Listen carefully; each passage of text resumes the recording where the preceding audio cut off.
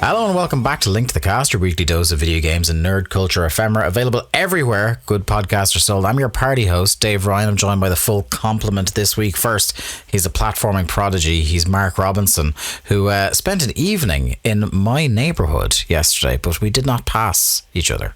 We did not, and I spent the entire evening, as I have most of this week, wondering about the... Pining after me? No, just wondering about the question that has sprung to me over the last week, which is, who the hell is Edgar?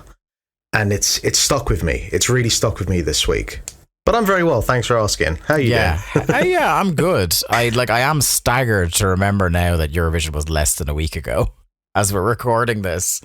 And I just read today there are 4 songs, for the first time ever, there are 4 songs in the top 10 charts of, I presume, the UK. Which has never happened before, which I was kind of surprised by. I see that, bless her, the UK entry has pivoted hard into a career in memeing on Twitter, having absolutely bombed out in terms of scores.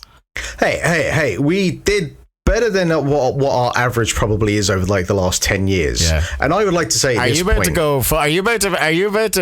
go like, didn't you finish like second? Really high last year? Yeah. Second. Well, no, we finished. Yeah, I mean that's probably bumped our average up. But if you go back like the last like 5-10 years, it's constantly. I thought you were about to go into. We did better than Germany, mate. I was actually about to say we did do better than Germany. 2 World Wars, 1 World Cup. Whoa. No, that's the thing. I mentioned this in one of our group chats the other day, but I would think at this point, because Germany have been consistently worse than us in Eurovision for some time now. But they've also won it recently, so. When did they win it last? 2010, I want to say. With your one, Lena, is it? Oh, yeah. I'd have to go back. I think we can all agree. Well, at least I'm not sure about Garrett Wildcard, but as we get on here, we'll talk about it. But I think we can all agree that Sweden shouldn't have won. Yeah, absolutely robbed Finland. Yeah, Finland. I didn't mind it, but Finland or Austria for me. There's nothing wrong with it. It's not like a horrible song, but it's just such a boring song. Yeah. It's not Euphoria, like, you know. It's so like like I was saying to you guys in the group chat, like I hate the house style 6 out of 10 Eurovision that they all do, and I hate a ballad. I hate it so much. Finland was the best song, and then Austria was the best ironic song. I just 2023 Edgar Allan Poe reimagined like you've never seen before. God bless them. Joining us, Mr. Chelsea. The season of pain is nearly over. Potch is on the way to put an arm around the shoulder. Jack Lazell, how are you feeling? Is it weird I'd rather talk about Eurovision than Chelsea? No, not in the slightest. I mean, I've got to say, Finland, like that song, you know, I barely ever listen to any Eurovision songs after it's over. I'm like, okay, I'm done now. And it only really started with Måneskin, where I was like, I quite like this song. I quite like it. But this week I listened to that Finland song quite a few times. That thing absolutely bumps, man. And let's not overlook the arm pumping sideways dance as part of because you need a good solid dance move as part of your Eurovision performance, and he nailed it. The fact that he was also just wearing like the sleeves of a green sort of like leather shirt was quite a costume. One thing I took exception to was anyone on commentary who referred to what he had as a jacket. What?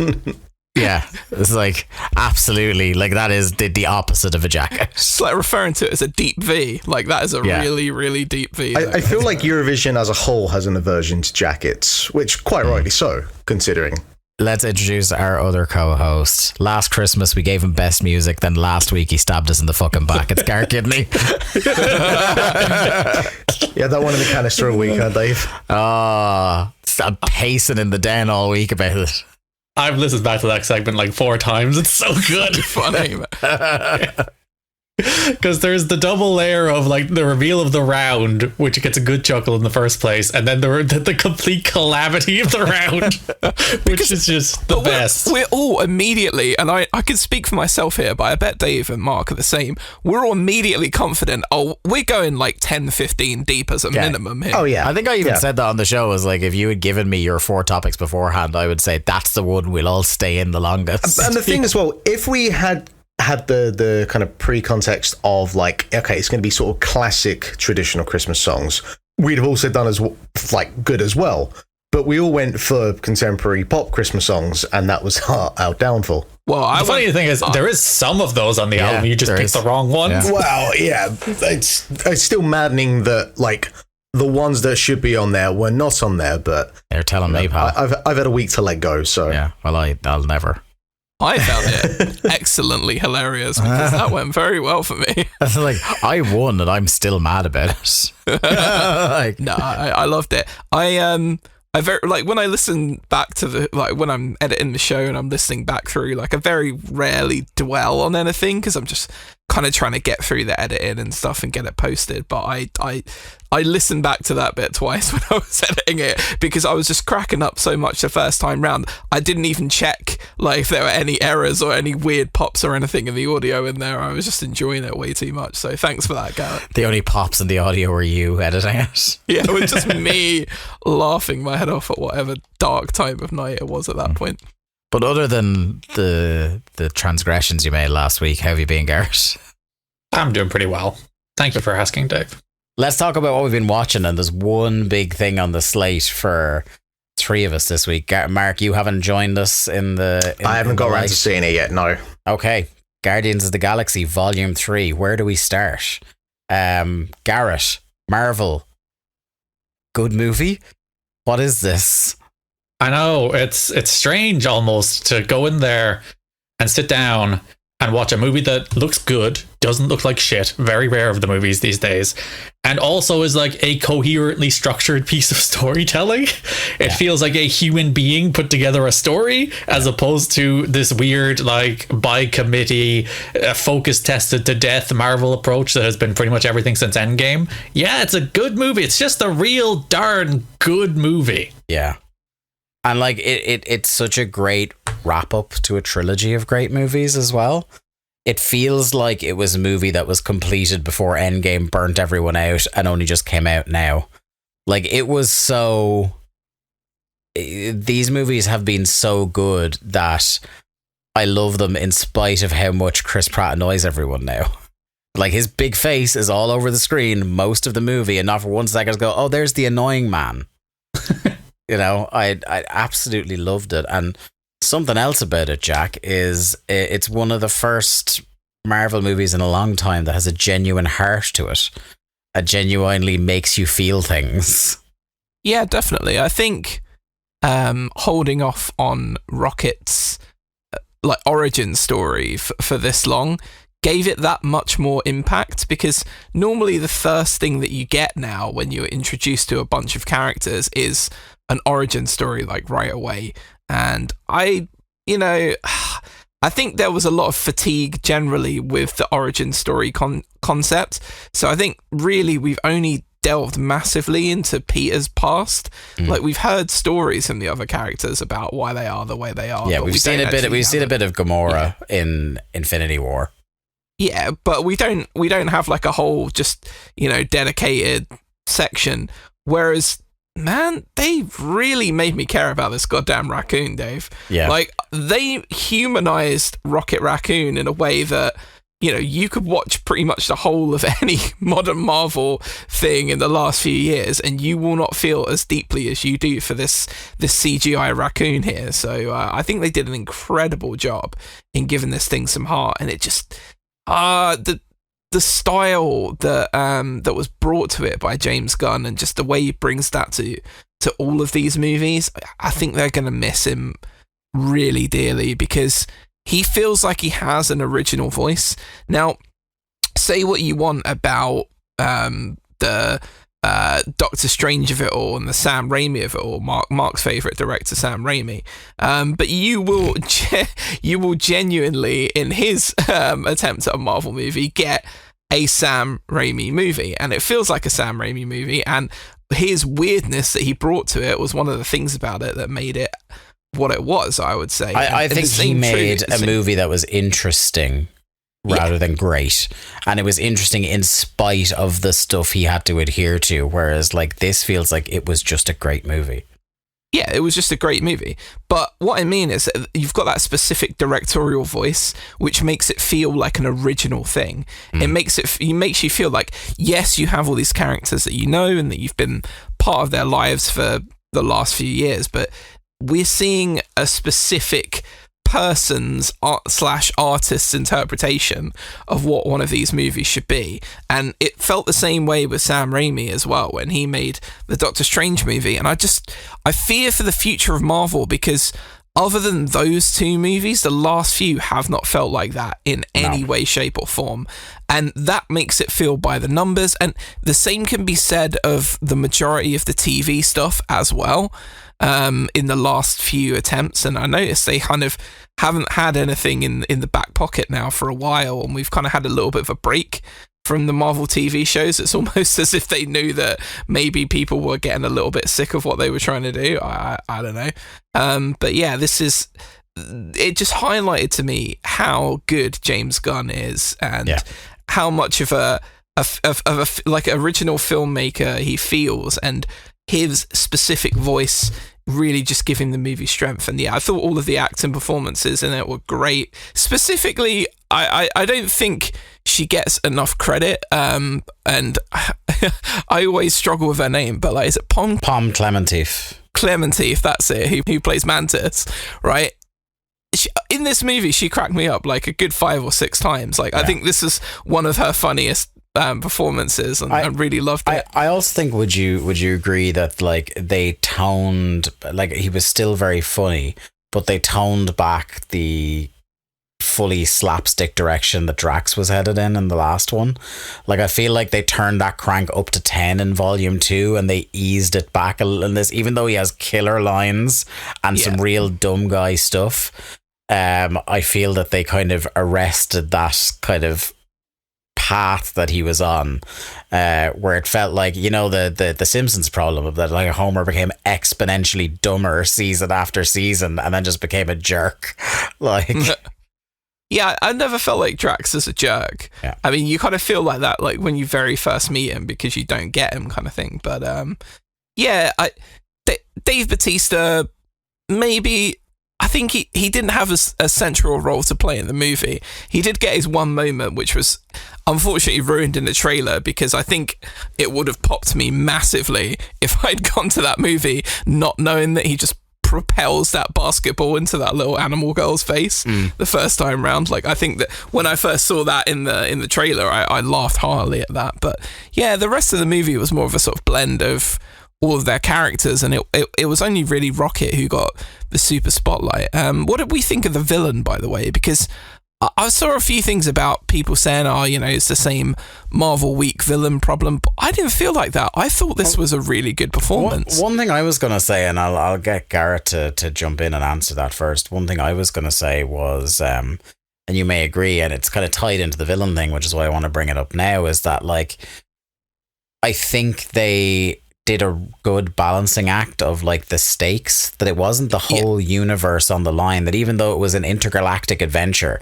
with somebody with, like, a villain with the ability to raise a planet to the ground, essentially it was a story of, like, the stakes were, we need to get our friend better, you know. But what did you think of, like, the villain and that kind of the issue of the stakes in Marvel movies, Garrett?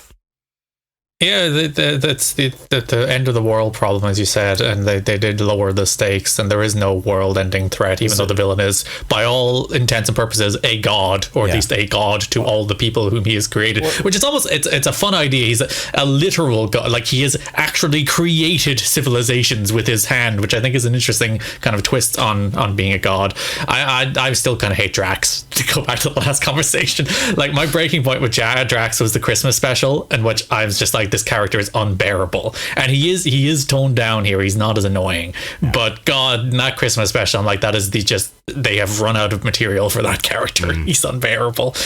But the biggest thing for this film is it's a very good advertisement for the upcoming slate of DC movies. It's like, you see the dude making this great movie who still makes these movies with heart and emotion and passion and feeling, and he's going off to make the DC movies.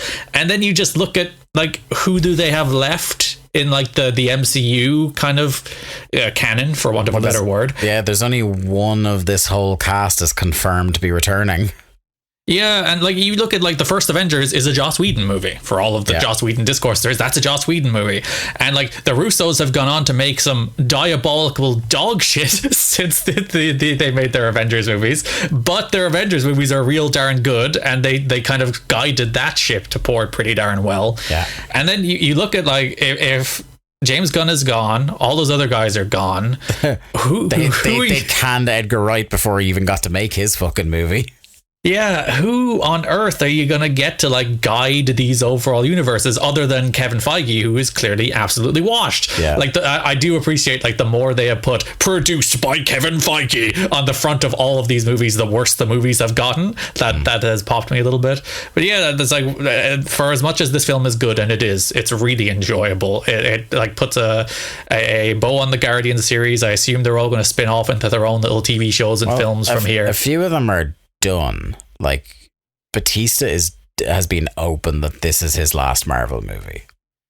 Yeah, like it seems like there, because you tried to put two and two together, and like there was talk this week that like Gunn has cast as Lex Luthor, and it's one of his Guardians alumni. And it could be Big Dave. Yeah, but like the way this film ends with a potential Guardians team, it's like they're going to make more stuff with that. It may be tough to hang a film on those people. Yeah, but you have Rocket there, but you could definitely hang a Disney Plus TV show on them. Yeah, and they could go off and do antics. And that's the thing about the Guardians in the comic books, is that the members revolve. Yeah. One of the most famous revolving members they've already gotten rid of anyway in Tony Stark. But yeah, like over the years that team that we know is a team that I could be wrong on this because I didn't read a lot of Guardian stuff, but like is kind of only in the is it the Abnett era of Guardians of the Galaxy where that team is the team.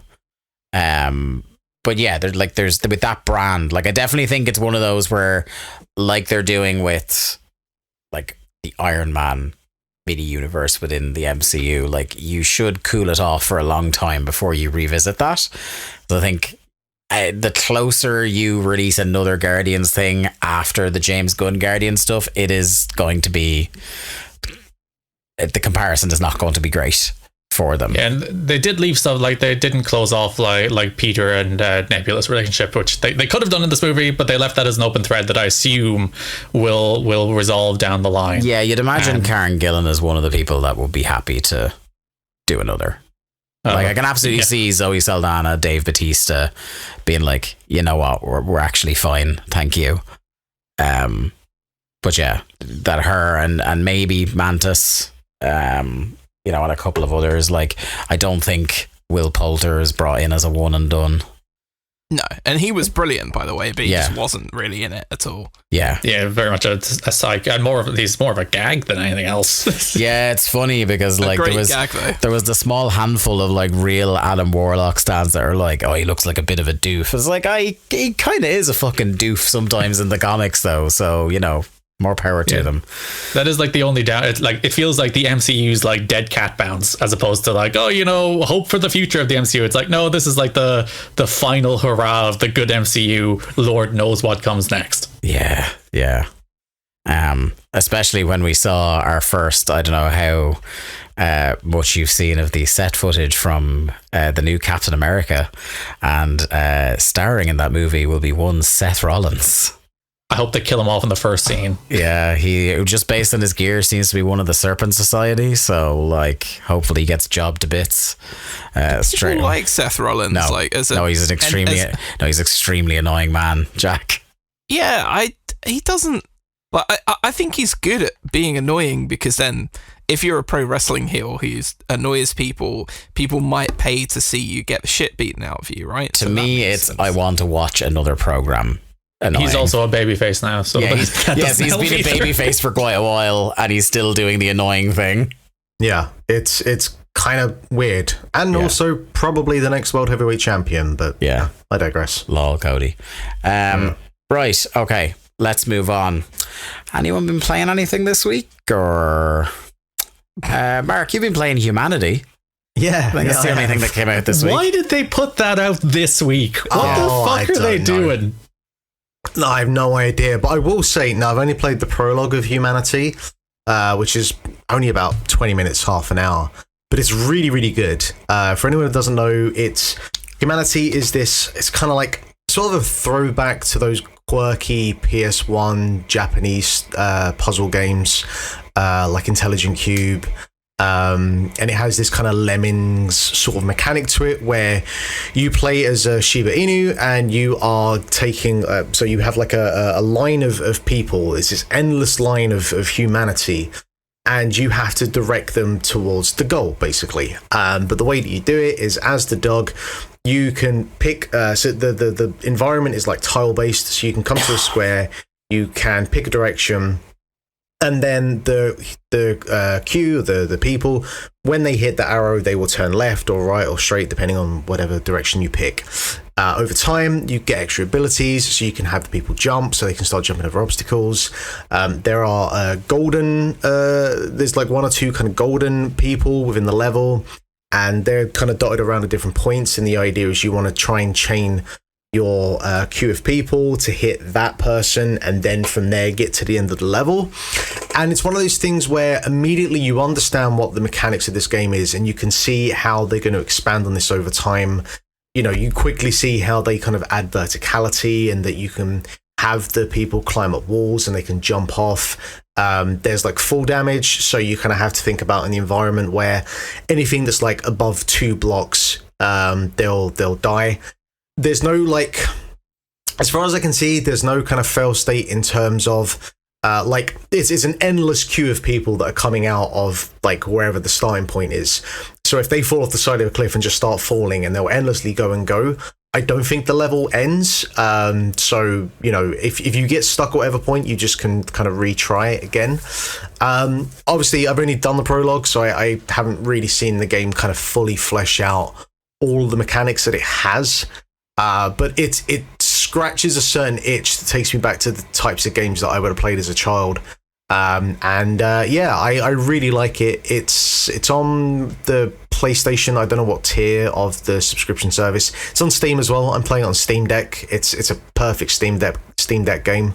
And I imagine I'll probably have, I think from what I saw from how long to beat, it's only about 4 or 5 hours long. So it's the kind of thing where I think it's a nice little palate cleanser between the 4 or 5 hour marathon sessions I've been doing of the other game that we're going to talk about in a second. But yeah, I feel like the user generated stuff is going to maybe balloon that a little bit, or at least make for fun Twitter videos after. Yeah. I again, I only played the prologue, but I do want to see, because I imagine people will very quickly start making some fucking bonkers stuff with that, a la Mario Maker. But I'll probably kind of mainline through the story mode first, and that should have given people enough time to kind of really sort of figure out the mechanics of the level editor, and I'll probably have a look at it myself as well. But yeah, it's definitely worth checking out. I think it's going to be kind of one of the more well put together and interesting puzzle games this year, and there's been a couple that I've not actually had too much of a chance to get to yet, but this is definitely one from the trailer that I immediately was like, hey, yeah. First of all, obviously, goodest boy contender, goes without saying. But just, yeah, it scratches a certain itch for me. So I'll probably have more to talk about that over the next week or two. How many Europeans is that running on Steam? I actually don't remember off the top of my head. Let me check for you. Dropping bills, doesn't even notice. Who would ever do that? It's 30 quid. Okay, that's pretty good. Pretty good. And also, it's standard and VR as well. So if you got that VR headset, what the fuck is the second one called? PSVR 2. PSVR 2, which I know, Dave, you are still tempted by. Oh, so tempted, my friend. So tempted. Right. Well, new Zelda game came out. Tears of the Kingdom. Don't know if you've heard.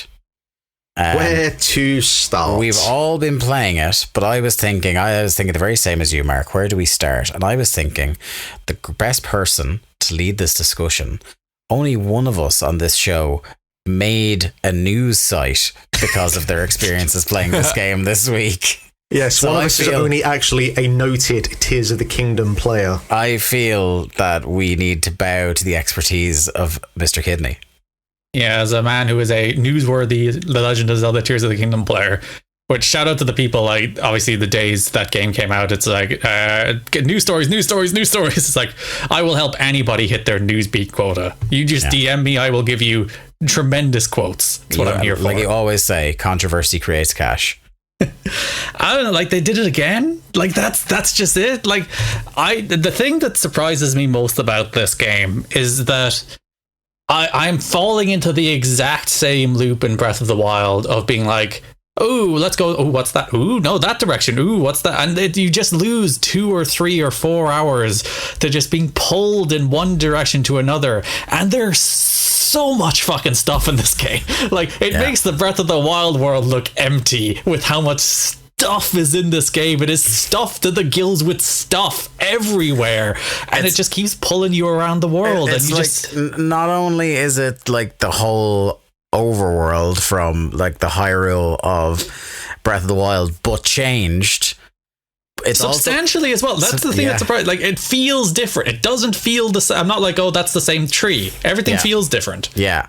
Not only do they have that, not only do they have the islands, which, you know, the archipelagos and stuff like that made a huge part of the advertising around this, but something that, and I don't know whether it was that, like, because I went into media blackout on this like a long time ago, I had no idea there was also a subterranean, like, there are these massive chasms, and I was like, honestly, the group chat we were having yesterday was kind of my first indication that there was something below ground I should think about. Not just something, an entire world map, the size of the main world map. As the main map. Yeah. Jesus. I was like, I saw the chasm and I was like, that seems like one of these video game things where you just jump into it and, like, you don't even get the animation of diving into it. You just die when you're suspended in midair trying to jump into it.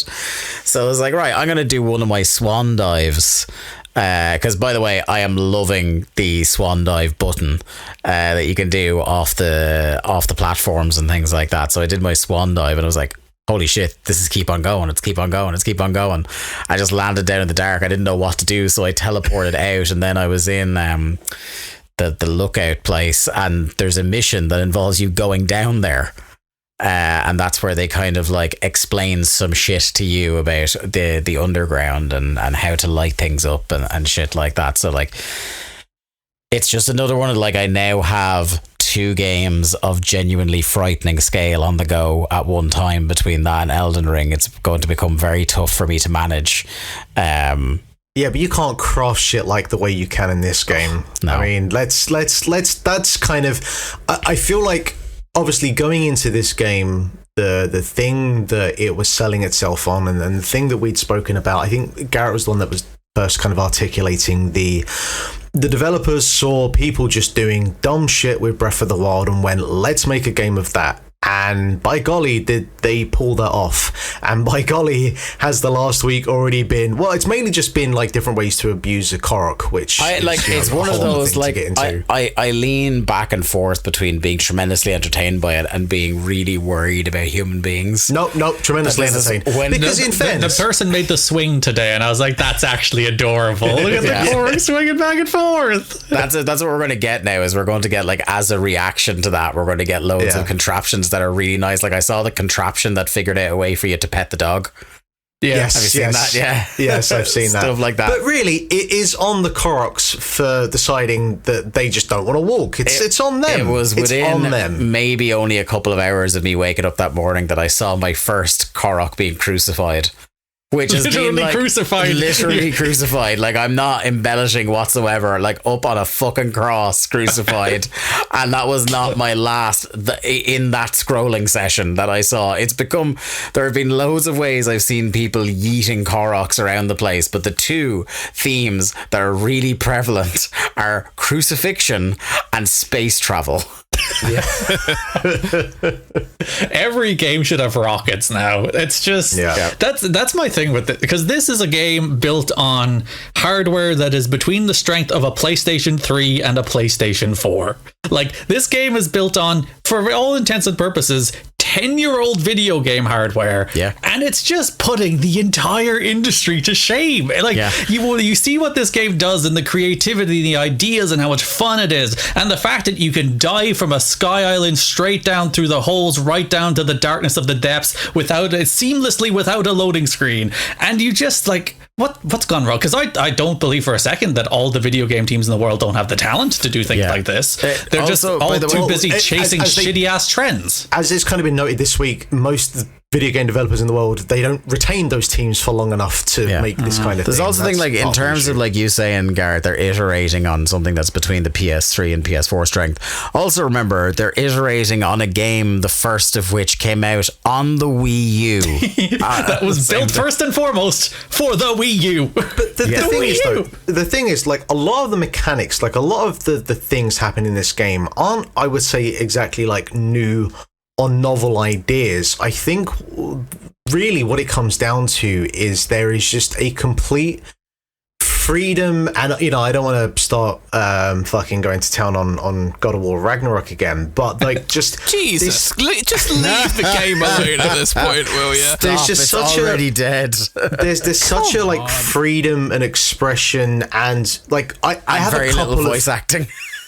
I have a couple of sore points to get to. One of them, the voice acting is fucking terrible in this thing. Just putting out there. Well, I think like everybody cracked on very early with Breath of the Wild, where they were like, just change the language of the voice actors to Japanese because they're actually fucking going ham. Yeah, I should probably do that. But there's such a freedom of expression in terms of like your creativity is what will be like. It's kind of like the Minecraft thing. Like, you get out of it how much you put in, and there are it's the small things with this game, like the sign guy doing the President Hudson, those little puzzles. They are probably my favorite thing in the game, because there's because there's like it's the complete articulation of what this game is in terms of the creativity of like this sign. And obviously, you know, across the world there are different signs and they fall in different ways, but there's 100 different ways to skin the cat of how to put that up. There isn't like the intended way. Well, I mean, some of them you can kind of see, but there isn't like the intended way the developers see. There is just this thing has to stay up. You do whatever the hell you want. That also then applies as well to the Koroks, and obviously most people, their intended way of solving it is crucifixion. But you know, it's like you need to get that Korok. I can't stress it enough. Actual shoot crucifixion. You need to get that Korok from point A to point B, and how you choose to do that. If you just want to pick the fucker up and walk across, you can do that. When obviously you get them to the point where they're like on the cliffside, it's like, all right, well, I've got a hot air balloon, I've got rockets, I've got fans, I will make some stupid contraption that will get me up there. But it's complete, freedom of expression on how to do that. And I think that is, compared to, other games where it's like, here's a puzzle and there is one way, or maybe you find some kind of janky way of doing it that wasn't intended. But like from the get-go with the shrines, and even there where there probably is like an intended way on some of them, you're still finding, 5 or 6 different ways. I'm seeing a shrine that I did, and I've seen multiple ways of it being done. Whether intended, whether not, doesn't matter. The fact is just like, and there was a little bit of that with Breath of the Wild, and that's kind of the thing that they've obviously leaned into. And it's just, that's just the magic of this thing that I guess we were all hoping for going in, that there would be more of that kind of freedom of creativity. And it's there. It's there. They've nailed it and then some. And just more crucifixion. Why not? I tweeted during the week one of my favourite running bits about the game, as well as like, without getting too much into the story of what's going on, you arrive back in Hyrule while there is a massive search operation going on for you and Princess Zelda. And the thing that has made me laugh nonstop is that almost every single NPC in the game does not recognize you for several seconds talking to you. You're like, oh yeah, we're just searching for Link over here. It's like it's not going very well. He's been disappeared for Wait a minute. Well, I've got like some fancy heat-proof braids on, so I think that's what's distracting them. Like, I think it's the arm. Not only is it people who are saving, who are like searching specifically for the guy they now don't recognize, but it's also that even prior to this manhunt, Link was somebody who literally saved the entire world 2 times. Like in this continuity. I think it's the arm. I think because you've got a new arm, everyone recognised Link by his arms. That's the reason. Yeah. On like the missing posters, like bullet point number 1 of description is known to be of perfectly normal guy arm. Notable arm. Yeah. Notable normal arm. Nothing weird going on with it at all. So no ultra hand detected. One of my favourite things about this game is every time I play it, and it kind of feeds into a little bit of what Mark was saying, I ask the question, can I? I look at a thing in the world, whether it's exploration, whether it's fusion, whether it's building, whether it's a way to stick this thing to this.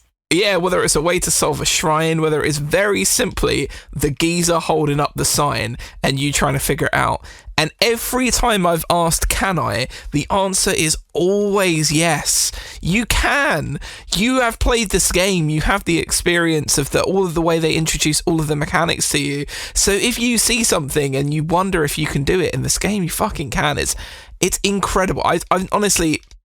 all of the mechanics in the game and the way that you can use different varying options to solve shrines. Like, one of the easiest ways to solve a lot of shrines is if you have like a gap or a weird thing that you need to do, is just to use your Ultra Hand, pick up the thing, hold it in place for 10, 12 seconds, then hit rewind, wait for it to go back to where it was that allowed you to get through, and then just use that as a way of doing it. You can do it like that. They must have known when they made the rewind feature that the ways that would be, I'd say abused is the right term, but the way that thing would be manipulated and molded, like the video I saw, the Freebird video where the guy made the giant cock and balls boulder contraption to take down one of the bosses. It's just... Like, the best thing is they don't seem to care. Like, that's the game design. The game design is like, figure it out however. We give you the tools. We built the puzzle. Yeah. Figure it out. We don't care.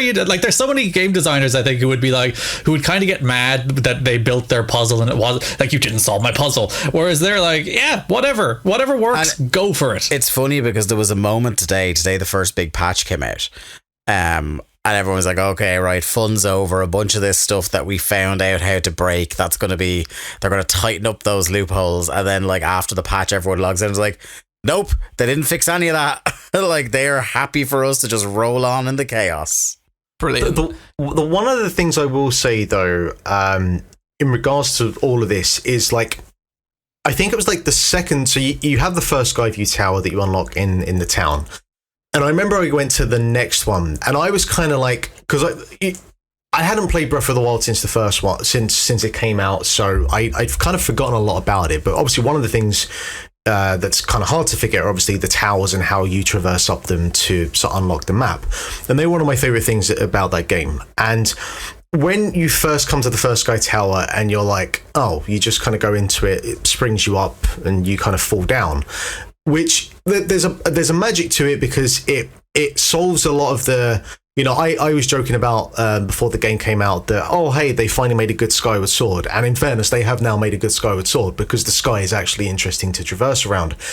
And you can fall from anywhere and all that stuff. But I was kind of like, well, how are they going to do this with the other Sky Towers? And the first one that I came across was the one where the tower is in like the middle of like a moat basically, and you can't climb up it. Maybe you can if you have enough stamina, but for the most part you've got to build a bridge or some sort of flying contraption to get yourself across there.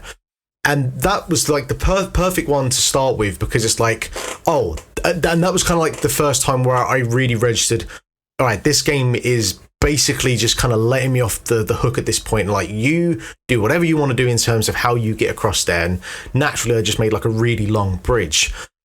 The disappointment that I've had though since is that pretty much all of the other towers that you unlock, and I've done all of them but one now, none of them had the same kind of like interest in terms of puzzle design and creativity. It's either just like burn a bush or find a guy who's in a cave underneath, or just basically get underneath to then use the ascend ability. And none of them really kind of like scratched the itch of the thing that I enjoy most about this game in terms of like, there's this, really interesting, unique ways to unlock the thing. I think the only other one that I really enjoyed is that the tower is locked and you basically have to get in from the top of it.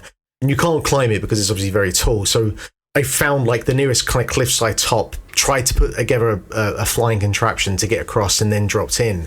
And I kind of wish that all the other towers had that level of kind of freedom to find different ways to get in there, where most of them are just like, you just need to do this one thing. And there's been a couple of instances like that with some of the shrines as well, where, and look, you can't have hundreds of shrines where they all have that kind of ambiguity to how you solve them. Like, it probably wouldn't be possible. So I understand that you need to have some shrines where it's like, look, you just need to beat a couple of bosses, or you have to use the ascend gimmick in a specific way. And I do think they do some fun stuff with that. But I guess it's one of the disappointments, which comes from a place of how good the game is. It's just that I want more of that. And there's obviously only so much of that they can deliver. I had an irrationally difficult time with the one by Lurelin Village, where it's raining and you have to set the bramble on fire. so my bramble, was you just firing arrows forever? Yes, just I was like, why aren't you catching fire? And then I tried to build a little platform above it, but it wouldn't stand properly and it fell over. It was irrationally difficult for me to set those bushes on fire. I don't know, like, because the fun thing is, though, if you do watch like anybody else complete a shrine that you think is really simple, you'll be like, oh, there's just another way to do it. And I have seen that. I don't know if it was you or Barry or someone did something in a way that was so incredibly simple that I'd spent like 45 minutes on, like, why the fuck can't I figure this out? And I would be so interested in just sitting down and watching a video of how they intended you to beat these things. Yeah, there's some of them where I'm like, and I would be fascinated. It's like the way that feels like cheating sometimes is probably the way they want, which is, again, one of the small joys that, like, I use the mechanics in a way that felt unfair to the game. And then you probably watched, like, if they did, here's an intended run of this shrine. It's like, oh yeah, that's actually what they want me to do, which again is kind of the joy of the design is so freeform that I think even the intended solutions feel satisfying and feel a little bit like cheating.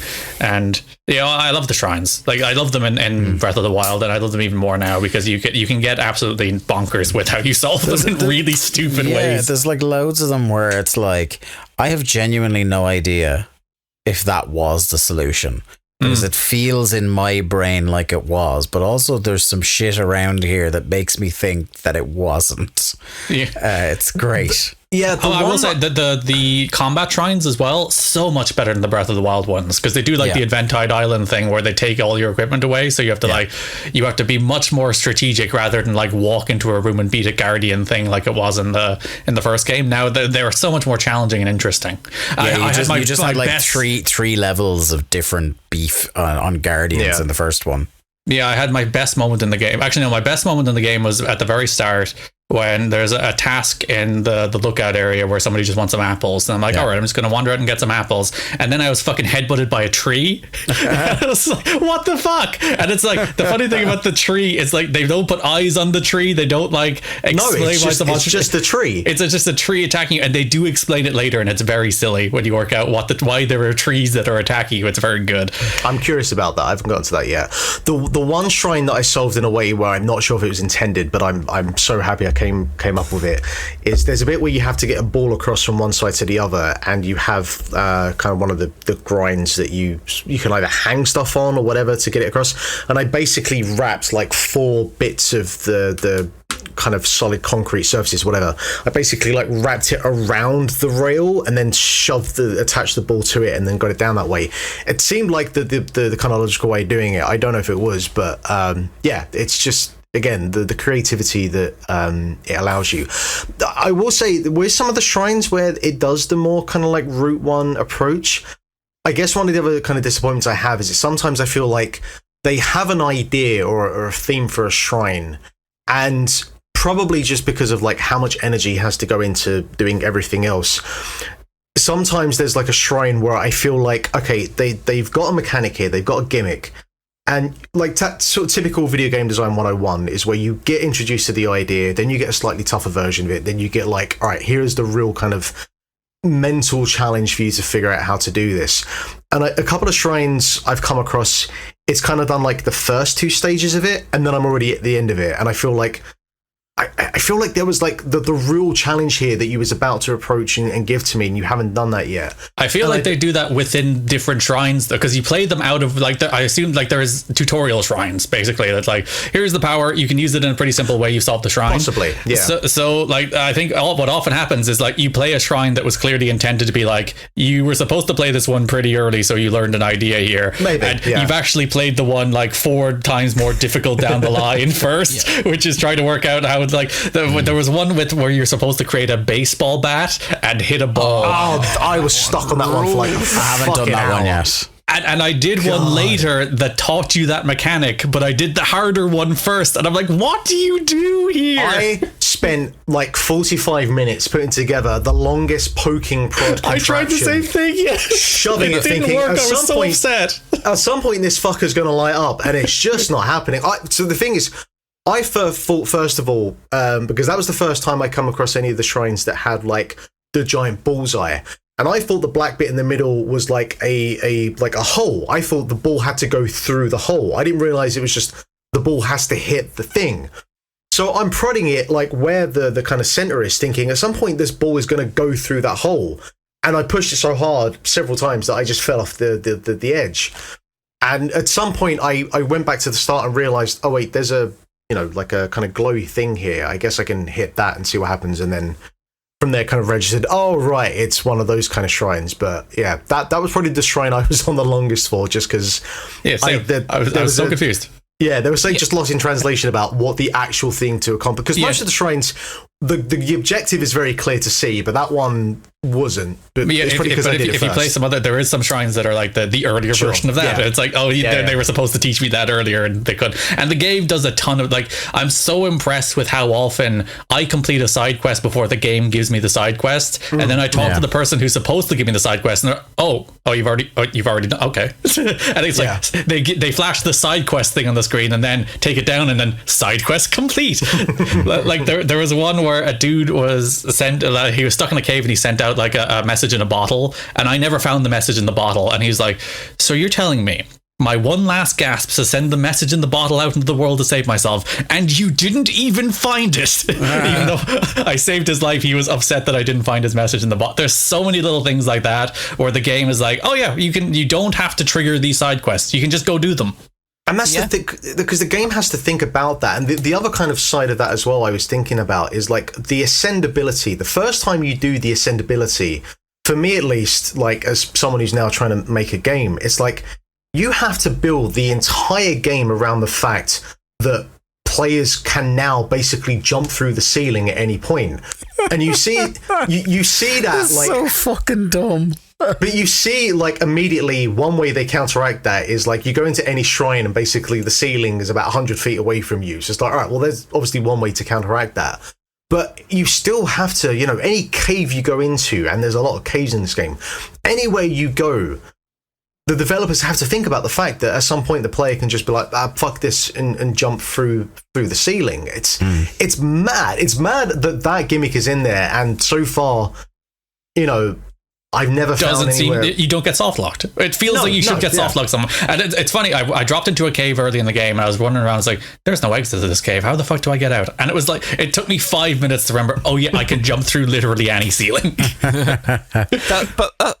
the thing. It's like the Pokemon escape rope, isn't it? That if ever you are in trouble, like if you go into the wrong cave and there's something insanely disgusting in there that you're never going to be able to beat, you can just immediately use that. But it's just not like, when in doubt, jump through the ceiling. Jump through the ceiling. But then, like, when in doubt, rewind. When in doubt, okay, well, I can't smash this rock, so I can see there's another rock over there, so I'm going to use fuse to weld that rock to the end of my sword, so I can then smash these rocks to get that. Oh, okay, I'm stuck here. It's going to take me forever to climb up. I'm just going to use auto build to go back into my history of when I built myself a rocket thing, and then just use the Zonite to build myself a rocket to get up this very high thing. Oh, so because they include the things you've also seen and like interacted with in the auto build, so it's not even things you built or even this, like you get specific designs and characters, blueprints. If you just come across an object and interact with it just saves it in your auto build. You can build it again. It does, but it doesn't just save things that you build, by the way, like I fused together some the explosive barrels and like the bokoblin camps. Like you can fuse those together, and then I went back into my auto build, and there they were, like a clump of three things that I'd fused together, and it was like 1 or 2 zonite. So what I did was I waited till my next boss and then just got the auto build out, built my 3 barrels of the thing, used auto hand, and just dropped it on some people, and bang. Nice. There you go. It's an easy way, but you can use that auto build to build so many things. So you don't even need to swing a sword or use your bow.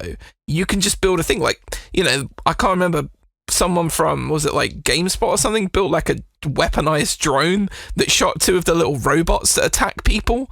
And it's just insane. Like the amount of stuff you can do, just approach combat, not even like shrines and stuff. And I kind of disagree with what Mark was saying earlier in terms of like, okay, yeah, there's you might find that the tower things like a little bit one-dimensional, but everyone's different. So every one of those tower puzzles is different, and because they're just there out in the open, they're teaching you things about the game. They're teaching you that you can light bramble on fire, and you can use Ascend to get into this tower, and you can climb up the side of this tower. You can use your like hand ability to move these platforms in the sky, so you can do it. So every one of them is like a really gentle explanation as to how to use some of the abilities. And like Garrett said, it's the same thing in the shrines, where you might come across a shrine where you're like, God damn, that was hard, and then it's almost trained you in the wrong way, so that the next time you see something in that familiar and it's super easy, you're like, oh shit, yeah, I've already done this, but like way harder.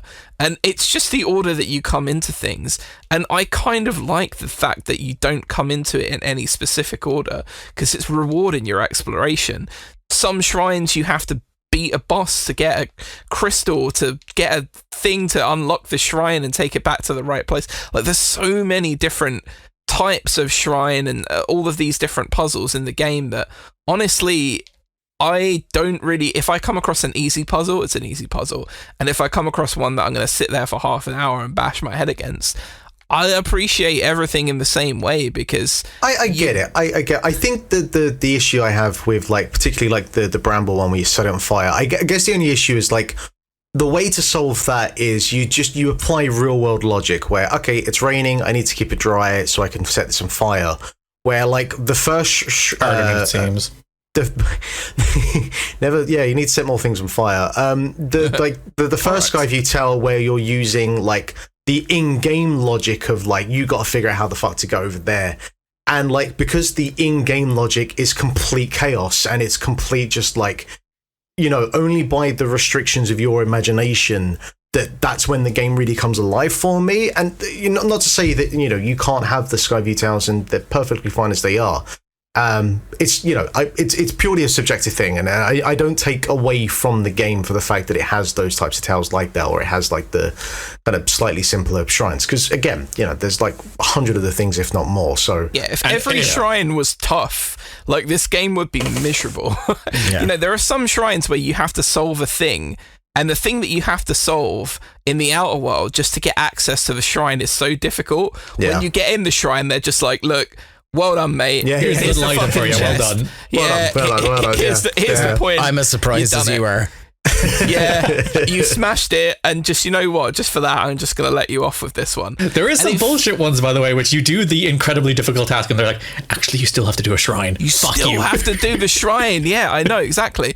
And I love that variety, because you never know what you're going to get. It's either going to be fucking difficult or it's going to be really easy, but everything feels like training as well. The more I play this game, the more I find these different scenarios and different things, the more it feels like it's training me how to play it and how to use the mechanics, because you can't just rely on one thing in this game to do everything. Nor should you. It's a lot more fun if you don't. Yeah, it's a lot more fun if you don't, but people do it, don't they, in games where they're like, oh, I've got this one move, that's gonna absolutely kill and batter enemies, so I'm gonna do that every time. right? But you can't. You know, bosses, some of them are super easy. You know, they have like a weak point that you hit and then you can go and batter them. But then some of them are so hard. Like, have you guys fought one of those 3-headed Hydra things yet? No. Jesus Christ, did that thing destroy me? And I'm trying to come up with all sorts of different ways. And I know, again, if I got trying to hit it in the eyes or whatever, but it was like made out of lightning and stuff. And I'm like, I don't know what the fuck to do. And I've got one piece of rubber armor. And I thought, if I get the other pieces of rubber armor at some point, I can go back and do it. But then on my way to try and find one of those pieces of rubber armor, I got distracted by some other stuff. Same thing goes with... And that's the game in a nutshell. Exactly, but everything feels like training. Even failure in this game feels like training for you to be successful at a later date in the game. It's just so smart in everything it does and all of its executions. And like I say, that Mark, it's a blend of everything. It totally is. It's a hard thing. If I were to guess why the tower shrine or tower puzzles skew like easier and more tutorial like, it's because they probably know on average the average player is going to be like, ooh, giant towers, that's what I'll do first. Exactly. That is what I did first. I have spent at least the last 3 to 4 hours pinging myself between them. But then getting distracted by... and that's actually one of the things I love about the Sky Towers, is because every time I've shot up that... Because my plan was I was just going to go and do all the Sky Towers first. But the problem is every time you shoot up one of them, you then realise, oh wait, I've got the fucking sky, and there's like an island floating over here. Yep. Let's go and travel around there for the next hour or so. And that's kind of where like another part of the magic of this game comes in. Sorry, Dave. God, I can't even remember what I was going to say now. I think what you were going to say is this game fucking rules. Yeah, it does. Oh no, that's what I was going to say. Is like maybe one of the reasons they made the towers easy is because they already felt guilty enough that they took away your heart, your stamina, your weapons, your armor at the start of this game. They're like, and we've taken the fucking map from them as well. We might as well make something of it easy to get back. And even for the tutorial area, the paraglider, which fucked me up for the first few hours. Like, how do you do anything without the paraglider in this game now? Yeah. I ended up getting stuck, right? So for anyone who hasn't played it yet, or you know whatever, the kind of like introduction area is like a massive fucking island in the sky made up of like a couple of connecting areas. It's like the Great Plateau, which is funny because it's actually directly above the Great Plateau in the sky, which is a fun touch. But I ended up being stuck on there for about an extra 90 minutes because the third shrine, which is up in the snow and is where you get the ascend ability. I don't know how you guys did it, but I kind of came through the cave and then was like, okay, I guess you sort of kind of walk around in a spiral and eventually you get to the top. But I got to a point where I couldn't go any further up. And I saw there was like a kind of cliff to the side that you could drop down. And I was thinking, all right, maybe I need to drop down and then go up like another cave. But then I dropped down there, looked behind me. The cliffside I just dropped down was like the kind of icy, non-climbable type. Went down further. There was a river that I spent like 20 minutes trying to get across, and then there was no way to get back up to where I was before. So I ended up basically having to do a lap of the entire island again to get back to that point, to then just climb up some routes as you get out of the cave to get up to the top, which I don't know if it was intended or not, but that's how I did it. So, which is fine, because then like I found a bunch of zonite and there was a bunch of stuff I did sort of second time round, but like there was an extra 90 minutes there on the island that I don't know if it was necessary or not, but I just the first time I could not figure out how to get to the third shrine. There's a little climbable wall by the waterfall. Yeah. That's non-icy. Now it would take you much less time. I do like. I think Barry said that this is the game where you fail upward in like the best positive sense. Yeah. It's like you do it the dumbest, idiotic way imaginable, but it works and it's your way, and that's the magic of the game. Yeah. And I really appreciate the world design of this game, because if you played Breath of the Wild and then you go to literally anywhere there was a thing in Breath of the Wild, they put either a thing that plays on that thing in Tears of the Kingdom, or they'll just drop like a little weapon or a little treat or a little something.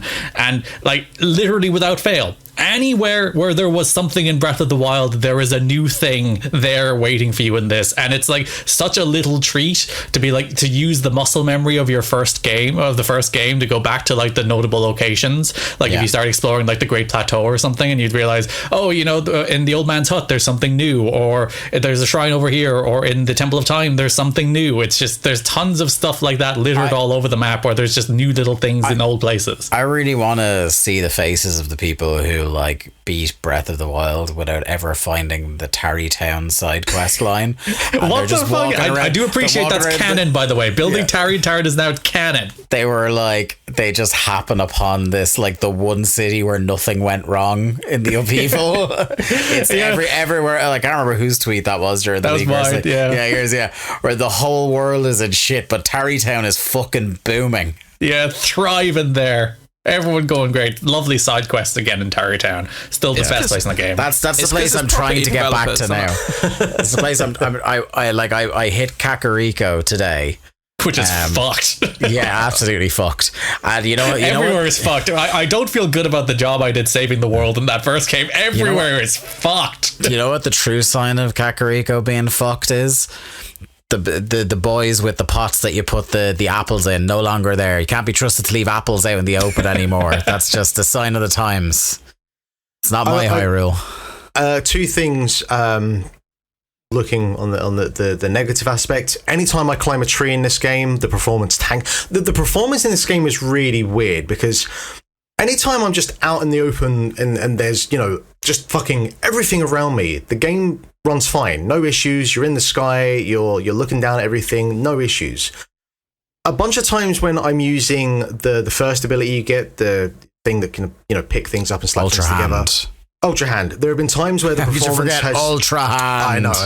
I've had times when I've been walking and carrying something, the performance has shit the bed. And anytime I've climbed up a tree and I'm in the middle, like where the eggs are, like the way that the kind of FOV works to sort of, and the camera obviously is coming through the tree and it's kind of clearing it out, the game just doesn't really seem to enjoy that. And then the performance goes down to like 10 or 15 or so. Outside of that, like, no real issues other than a couple of combat encounters. I think the performance has gone a bit, but like, again, this is the Switch hardware at this point, and for the size of this game and the scope of this game, I can accept those couple of bits where the game drops. And anyone that's bitching about this thing not being 60 FPS, just fuck off. Like, it doesn't look like visually better than Breath of the Wild. It looks the same as Breath of the Wild, but Breath of the Wild was an exceptionally pretty game, and this remains an exceptionally pretty game. It really tells you the lengths you can do. Like, art direction over fidelity every time. Make your games look pretty, not realistic. My only issue is that it rains a lot. It does. It used to rain more, or maybe it's just I'm unlucky. Well, we had an upheaval and shit's gone bad. You need rain for atmosphere. There are some suspicious clouds over certain areas. Mm-hmm. Yeah, there are. I haven't got there yet, but I am curious to see if that is a callback to Skyward Sword. But we'll see. The two problems with it raining a lot. Number one, it's really difficult to climb, but you can get climbing gear that counteracts that. I got that, which is fine. That side quest chain pretty early, where it literally marks off on the map, going, if you want something that's really heat resistant, here's where you gotta go. If you want something that increases your attack power, here's where you go. So, like, I'm kind of twinning I'm going for all the towers with, I'm gonna go scope out where these bits of gear are, and that's been really fun. That's the thing about this game. I'm like 10, 12 hours in, maybe a little bit more. Everything you just said there is completely foreign to me. I have no idea that's a thing. You just have to complete the newspaper side quest in order to get your rain gear. It's perfectly logical. Exactly. And the only other thing about it is all of the good gear that I have is metal. And you're out in the open and you just see that spark and you're like, oh man, I gotta switch all my gear out so I don't get, because it will destroy you. It will kill you to death. Don't talk to me. I've had to suppress memories from Breath of the Wild. Listen, there is an item you can get that negates thunder strikes. That is true. Which I have. I'm also role playing as a very particular set of gear, but it has dreadful like armor strength. So I get I'm like, I have committed far too much to role-playing as this particular set of gear, and I'm getting my ass kicked. It's a cool set of gear. It's kind of a spoiler, I won't say it. The one other thing that has been a problem for me, and I don't know if it's just specific with me, I have listened to other podcasts or other people talk about it, and so I don't think it is just me. Other podcasts are available. It's what? It's not the easiest thing to put this type of game together with the amount of abilities that you have, to put that all onto one controller and one control scheme. But I have found that there are times where And I still, even now, 10, 12 hours in, for whatever reason, I'm pressing RB thinking it does something else and then just flinging a weapon, yeeting it across a cliff, thinking that was like the run ability or something. My thing is always I press up for the, which I think that's what it was in Breath of the Wild for the runes, so that's what's fucking me up. So they moved it to the front L, but up for the power-ups, the hand powers, instead of L, because fucking Breath of the Wild ruined and it. like there are times where I've got like, you know, a sequence of button commands that I need to press, and I have to stop and think about like, what is the sequence I need to do to drop this, pick that up, fuse that, blah blah blah. And again, like, there's only so much that you can do in terms of making that kind of UX as seamless as it can be. Because the way I've been thinking about it is like, what would I change? I'm like, I don't think I'd actually change it. The one thing that I will change, and I don't know if this is what it was in Breath of the Wild, but if it was, I haven't thought about it, but it's aggravating the fuck out of me. The fact that run and jump are assigned to You can flip them. You can flip No, I know you can, but either way does not work. Either way does not feel comfortable. You're either doing like a fish hook sort of approach. No, I'm fine. Like, I flipped because I flipped in Breath of the Wild. I'm fine with how they feel flipped. I hate both. I'd rather, because anytime I haven't even flipped and it doesn't bother me. If you have a game where you can run and jump, I want those two buttons next to each other. I don't want them fucking opposite sides of the face buttons. That's the one thing with this game. And neither way feels comfortable for me. The thing is, it's a learning curve, though. Like, the controls did feel like a learning curve for me going back, especially having spent so much time with Jedi Survivor. You know, the freedom and the fluidity of the movement in that game, and how easy it is to kind of run, jump off walls and backflip and do all kinds of crazy stuff.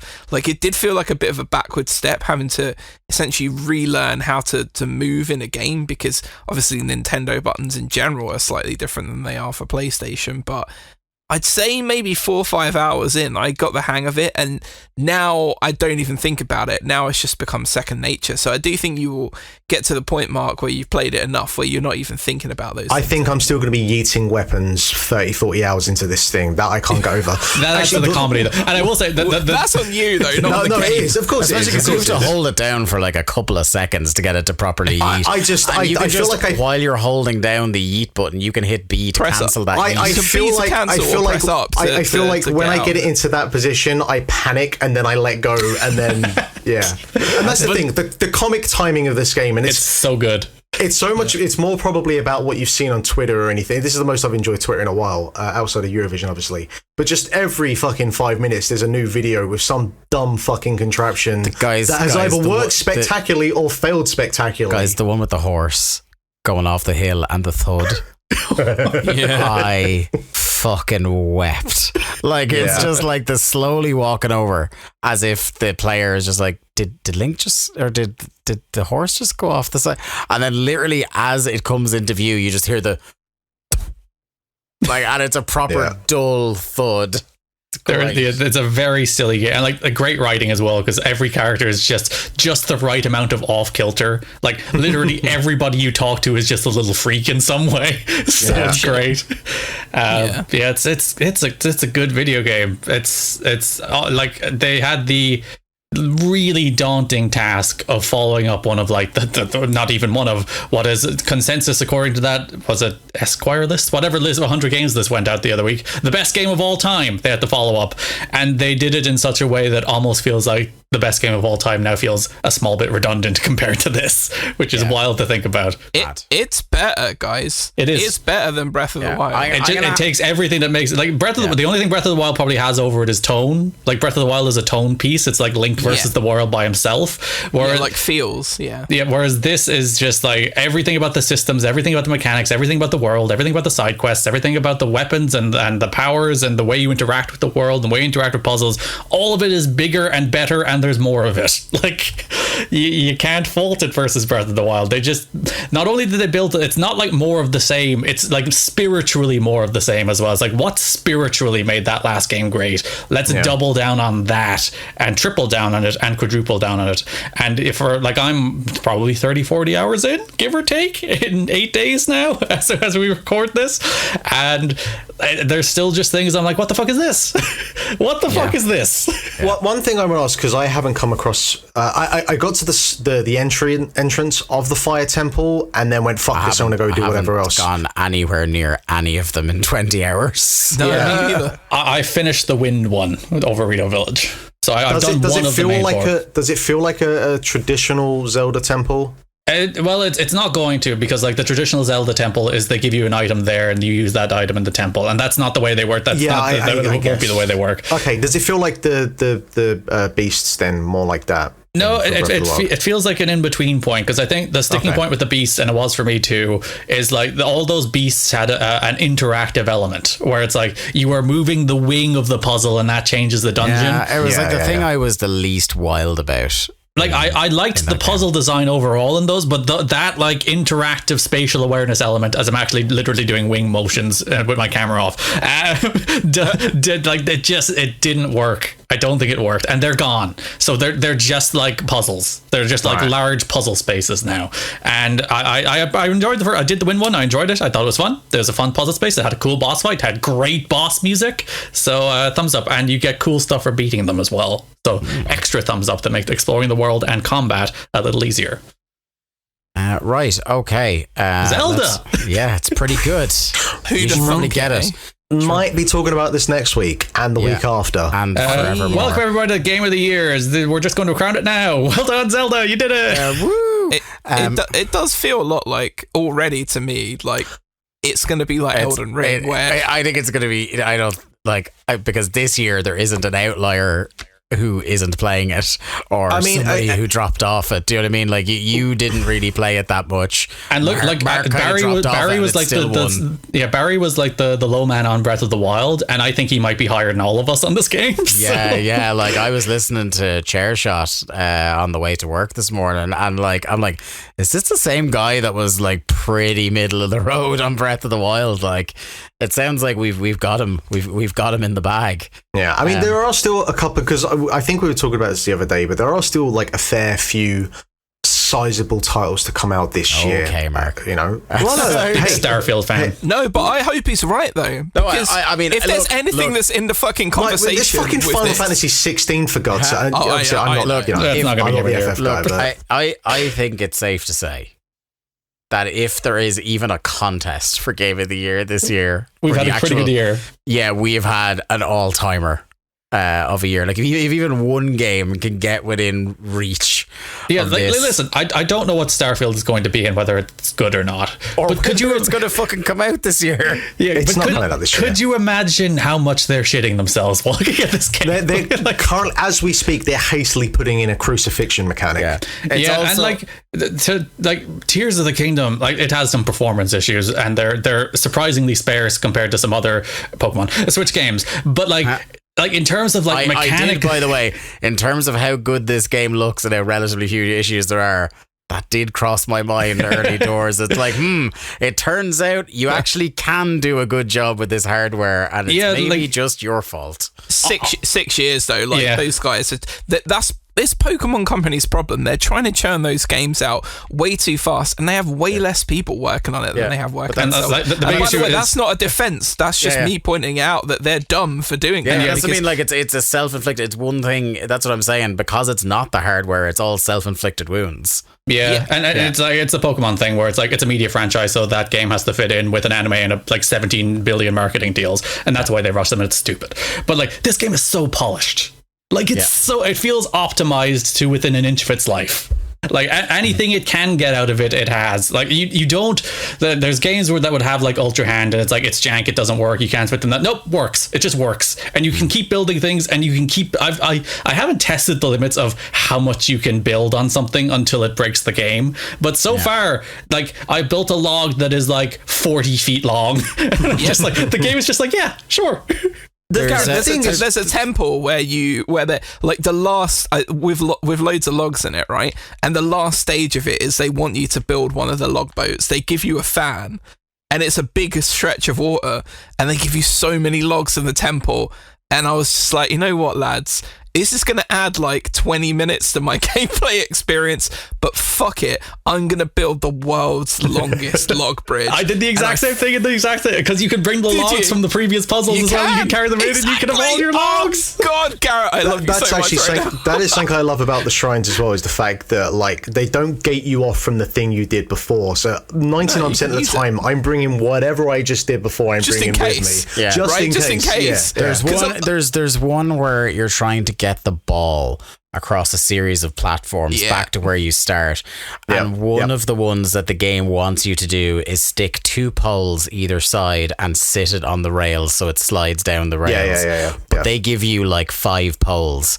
And I stuck all 5 poles to that fucking thing, because I'm gonna see what sort of monstrosity I'm gonna make with Giant 5 mace. poles and whatever they give me. Going at the final back part. to what I said kind of earlier about the sign guy, President Hudson things, I have built some fucking control. I have built a whole entire shed to keep that sign up. That was not necessary, but God damn it, if you give me the materials, I'm using them. My favourite is Mark. I can't remember where it was. It was one of the mountainous bits, and the dude's standing there, and like it's on a wonky hill as well, like a diagonally facing downhill.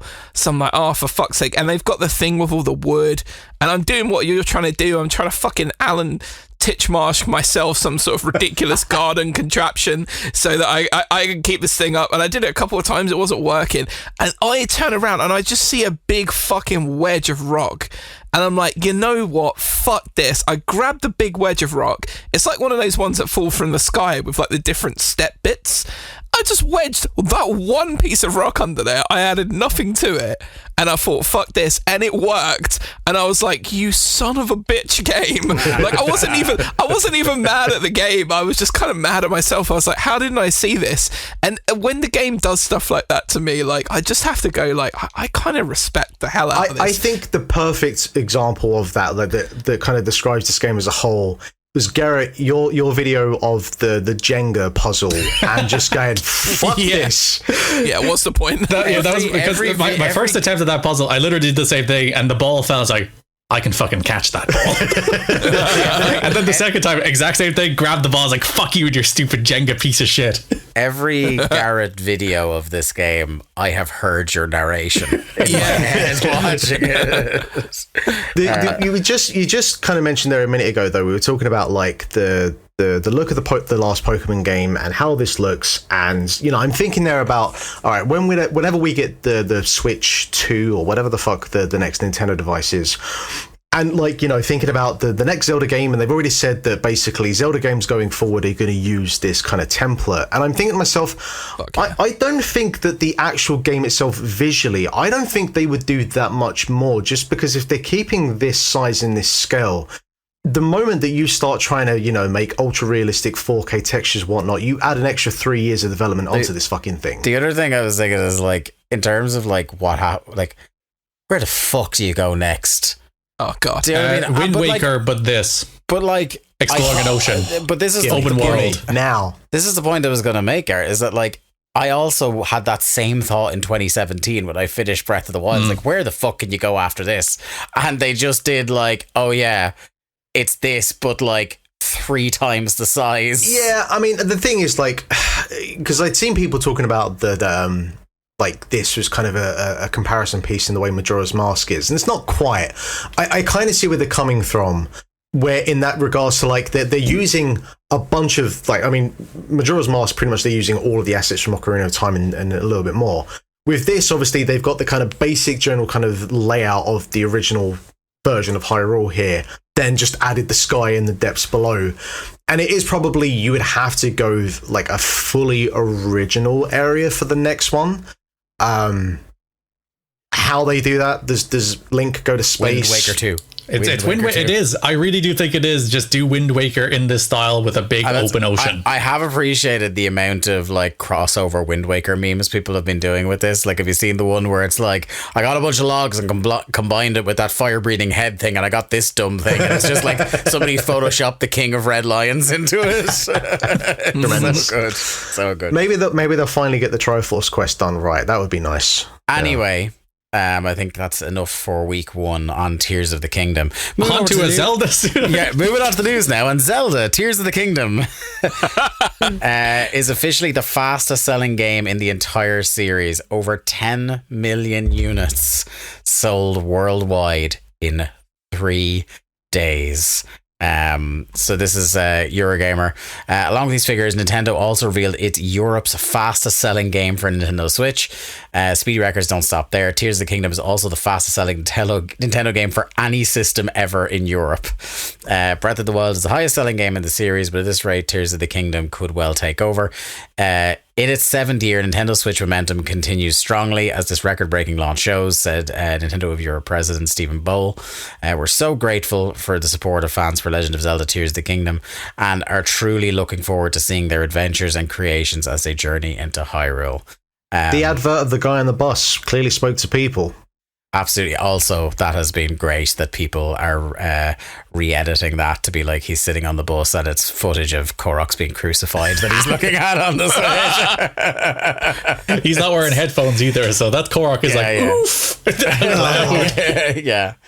Help me find my friend. It's wild that Jesus. the numbers this thing looks on course to do, because with certain other series, Nintendo series, and you hear if a Metroid comes out and you're like, oh, it's the biggest selling Metroid in the series, like, okay, but that's one of the redheaded stepchildren that Nintendo doesn't treat well and only releases a game every so often, so you can understand that.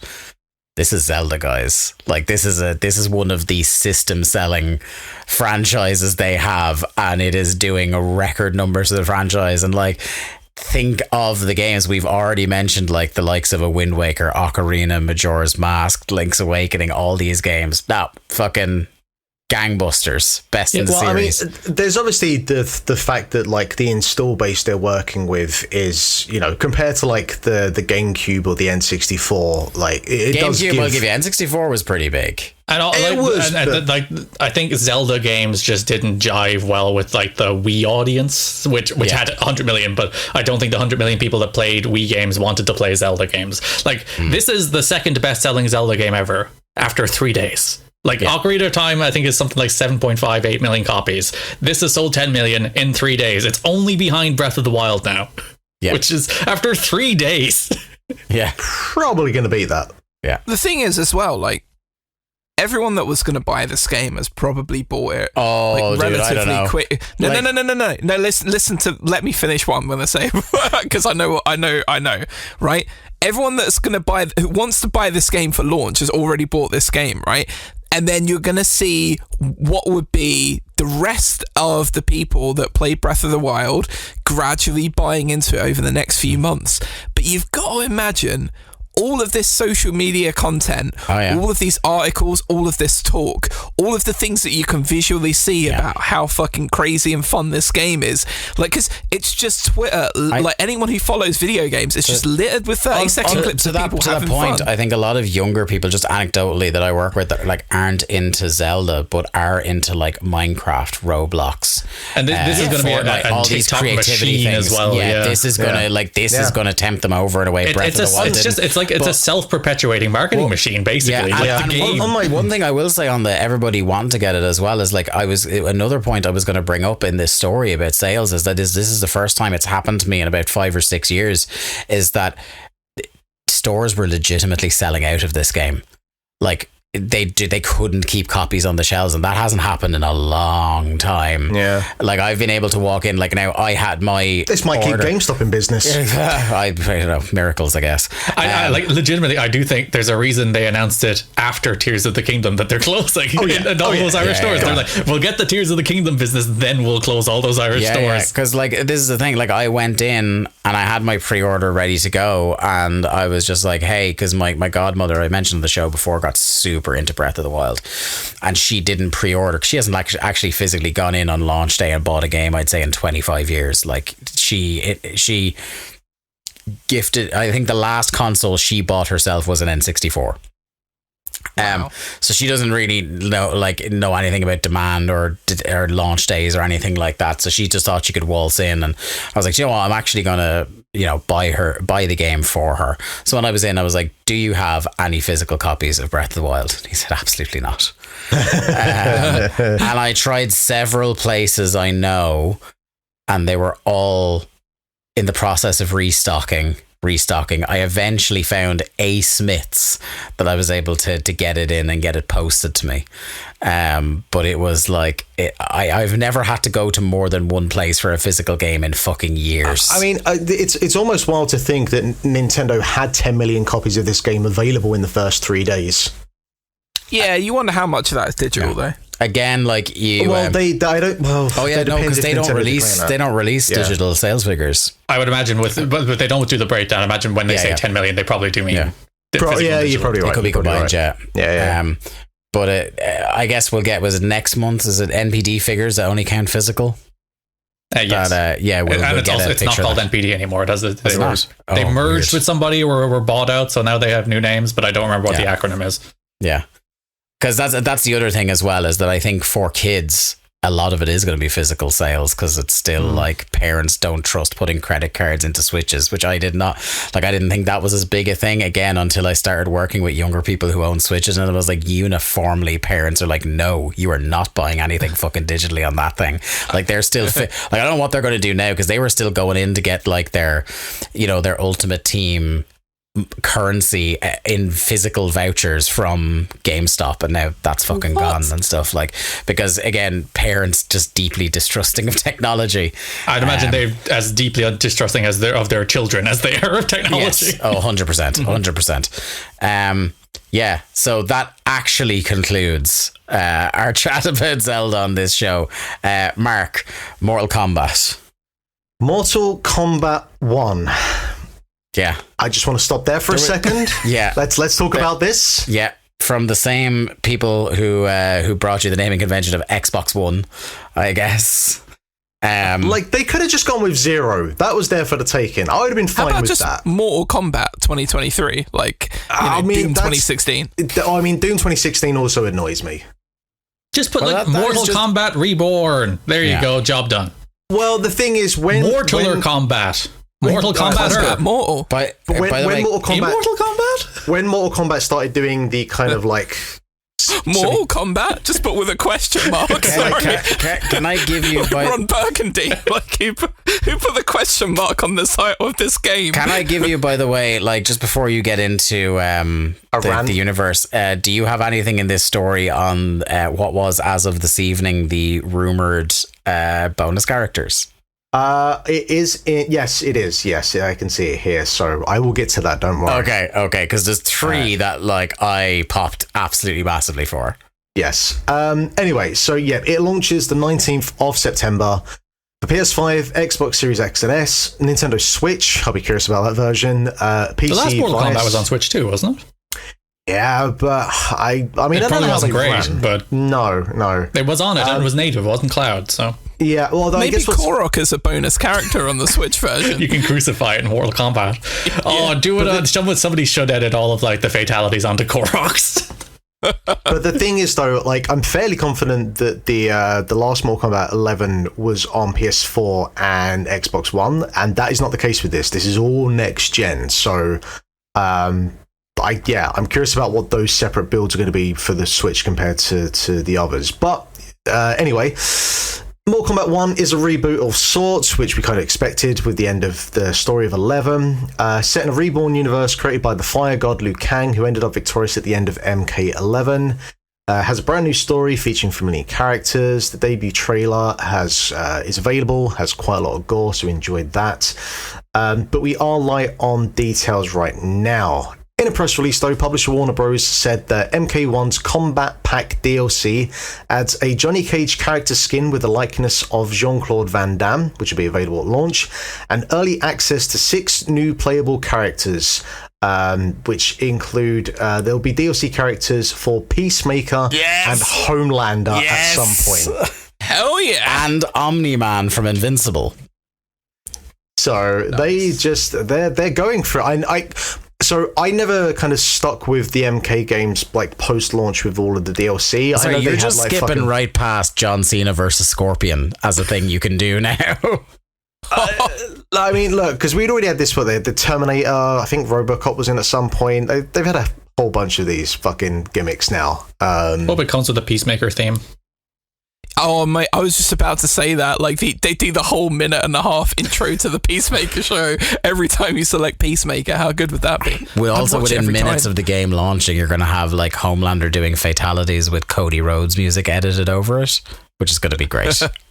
I am curious by this, also kind of concerned, because I did enjoy the last one, but it really kind of, you started to see the weight of the kind of like sort of extracurricular kind of monetization bullshit really kind of started to drag that thing down. And considering some of like, you can only get Shao Tsung if you pre-order it, so we're off to a good start there.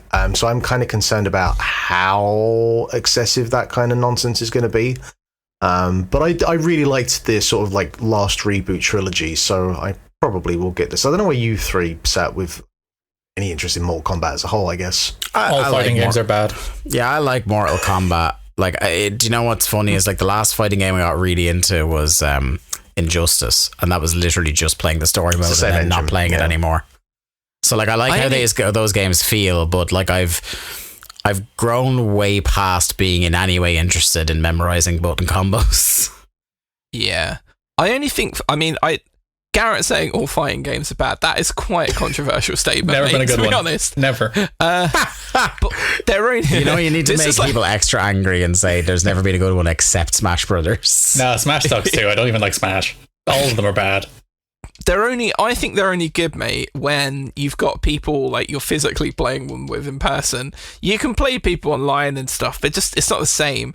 I think they're fun party games, the fighting games, because, there's the one person there that knows how to play it, and then everyone else is just hitting whatever and seeing what the fuck happens. And I kind of think that's quite fun. Maybe you disagree, but yeah, I don't know. I wouldn't buy one of these games just to play like for myself. At all. I don't know. Do you guys play the games like a fighting game on your own? Like, nah. I mean, again, just the story mode, and then I was going to say part of the charm with like this Mortal Kombat trilogy specifically is that there was a heavy emphasis on an actual story, which by no means was it like any kind of fucking kind of craft of narrative and lore, but it's Mortal Kombat and you can do a lot with it, and it's good, silly fun and nonsense. Sure.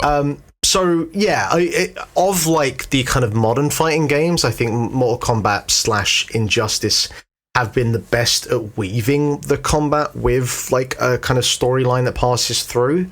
Like, Tekken is still my go-to fighting game, but even that has struggled to find a way to kind of balance those two. Which I thinking about it, they haven't announced like Tekken 8 in terms of a date yet, but there is still half a chance that we could get a Street Fighter, a Mortal Kombat, and a Tekken game all in the same year. And since we went to air as well, the AEW game is confirmed for June 27th.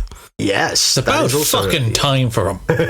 Yeah, never has a game been never have they stretched the definition of soon. Yeah, it was particularly taking the piss this week when the trophy list leaked and the game started accidentally preloading on people's consoles. I was like, I guess it's coming out pretty soon then. Look, making video games, all right, there's a lot that goes into it, and that includes fucking uploading the thing as well, I guess. I can't wait for Mark's game that has Ultra Hand in it. I'm so excited. Do you know what? I have been playing a whole bunch of Tears of the Kingdom and thinking, what is there anything in here that I could take? And I don't think I could bolt anything on that wouldn't just look very much like you played Zelda recently, didn't you? So I've been doing that, but like looking at years to develop. I've been doing that, but like looking at things in the real world and being like, can I Ultra Hand that sign? It's like Tetris effect, but Zelda. Next up, this is the most Jack Lays Eldu story we've had in a while, so I'm just gonna sit back. Clean your bikini bottom in Power Wash Simulator's SpongeBob crossover. Now, one of the things that I think that, because I love playing the base game of Power Wash Simulator, but one of the things that I think is really cool now is they're just like, fuck it, we're just going to take environments from like TV shows and other video games and just let you clean those, which is cool. And I think at some point I'm going to go back and, you know, bash through all the additional content. But Power Wash Simulator is about to get a whole lot wetter as a wonderful hose 'em up heads to the depths of the ocean as part of a new SpongeBob crossover DLC arriving in the summer. So details on Power Wash Simulator SpongeBob SquarePants Special Pack are slim at present, but a teaser video announcing the crossover does offer a glimpse of a player taken in the sights of an unusually mucky bikini bottom, nozzle in hand, according to Eurogamer. So yeah, I love the spirit of fun that the Power Wash Simulator team seems to have to be able to get and license some of these IPs. And I just love the phone call that they would have to make to like, who's it? Nickelodeon? Who owns SpongeBob SquarePants at this point? Yeah, Is it Nickelodeon? Yeah. I was thinking that, like, just like Nickelodeon, like someone at Nickelodeon head office is like, there's a bunch of guys on the phone who they said they want to clean SpongeBob land and put it in a video game, make it really dirty and then make it clean again, and people are probably just confused as to why the fuck anyone would want to do this. But yeah, it's more DLC for Power Wash Simulator, and I don't know if any of you guys revisited Power Wash Simulator at any point or not really. People in work play it a lot, so I see it a lot, but I haven't played it in a long time. I love, by the way, that in a week where Dead by Daylight announced that Nicolas Cage will be added to the game playing himself, that this is the crossover story we ran with on the show. Yeah, I only had glimpse of Nicolas Cage. I only wanted to put 4 stories in, and I had a feeling that none of us were Dead by Daylight fanatics, so... I don't know, I might be now. Yeah, if Cage is in it, why not? Yeah. They've been really smart about the crossovers they've chosen with this game. Like the Tomb Raider Croft Manager one is like that. Croft Manor, that's perfect. There is never like that's so good. And like Final Fantasy VII Midgar makes sense because Square Enix is the publisher. And now SpongeBob is like, again, if you're going to attract people, it's like, yeah, clean up SpongeBob. Great, what a great idea. Well done. Actually, I wonder, because I know there's been at least one SpongeBob game within the last year or so. Like, I wonder who actually did publish that. Because they remade a couple of them at this stage, haven't they? Yeah, THQ Nordic, so yeah. I guess they only had the license just for that game. They don't actually have the SpongeBob license to just as a whole. Yeah, it's wild. It's just a very... If you was like, pick 3 things to use Power Wash Simulator for, I think you'd be there for a while picking these 3 as a whole, but it's cool. Our final news story. Garrett, Grand Theft Auto 6. There appears to be some movement. Yeah, and it makes sense. THQ has released its latest yearly earnings report, and there's intriguing predictions buried within suggesting Grand Theft Auto 6 could be launching within next year. Spotted by IGN, publisher Take-Two is predicting it will generate an absolutely staggering $8 billion in net bookings for its 2025 fiscal year, beginning April 2024, as it launches several quote-unquote groundbreaking titles. That's a significant jump up from the $5.3 billion it's just reported for its financial year, an even bigger jump from $3.5 from the year prior, suggesting there is something afoot with the Grand Theft Auto. I think next year makes a lot of sense for GTA, probably next fall, which would be, to make us all feel very old, 11 years since the original release of Grand Theft Auto 5. Madness. 11 years between main, actually not even main entry. There has been, like, we haven't even gotten the fun of like Liberty City Story style spin-offs. It's been just GTA 5, 7 different re-releases of GTA 5 and GTA Online for 11 years now. But it does look like next year we will be getting the next version, assuming they hit their date, which is always up in the air. It's insane to think about how much money that thing is going to make. Like, the stock jumped by $70 off of this announcement, and that wasn't even to say the thing is coming next year. Like, it is insane how much money this thing is going to make that company, and you know, by proxy, how much the stock is probably going to jump. It's going to be very interesting though, because like there is a huge built-in install base for GTA Online, humongous. And like there's always a giant risk of moving that. Like it's yeah, you would assume it's like it's the reason everyone's just like we're never going to release Fortnite 2. It's just not going to happen. We're just going to keep building on Fortnite because people play Fortnite. Whereas like the idea of like whatever GTA Online is tied to GTA 6, and maybe there's all kinds of rumors that GTA 6 will kind of be like an online growing title with one city and you get more cities. There's all those kind of rumors that came out last year or early this year. But yeah, moving moving all those players over from GTA Online to whatever the new one is, it's a risk. It's not a slam dunk. That kind of reminds me. Did you see or read about the Overwatch 2 announcement this week? They want to burn Activision Blizzard to the ground for that more thing just came and died, didn't it? Jesus, just killed the story mode. God, swing and a miss.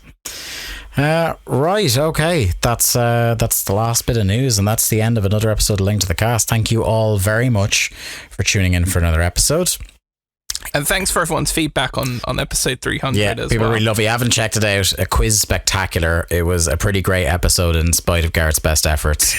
Well, I think in fairness, in spite of my best efforts. You were getting a shellacking from us on Twitter this week about how difficult that fucking quiz was. Yep. But if you want to follow us to see the stuff we're posting, to chat to us about what you've been playing, what you've been watching, or what you think we should be playing or watching, Link to the Cast is where you need to go on Twitter. Individually, I'm at the Day to Dave. Mark is at Lithium Project. Jack is at Jack Lazelle. Garrett is at Garrett Kidney. We'll see you again next week for another Link to the Cast. Until then, be safe. See you soon. I love you, Craig.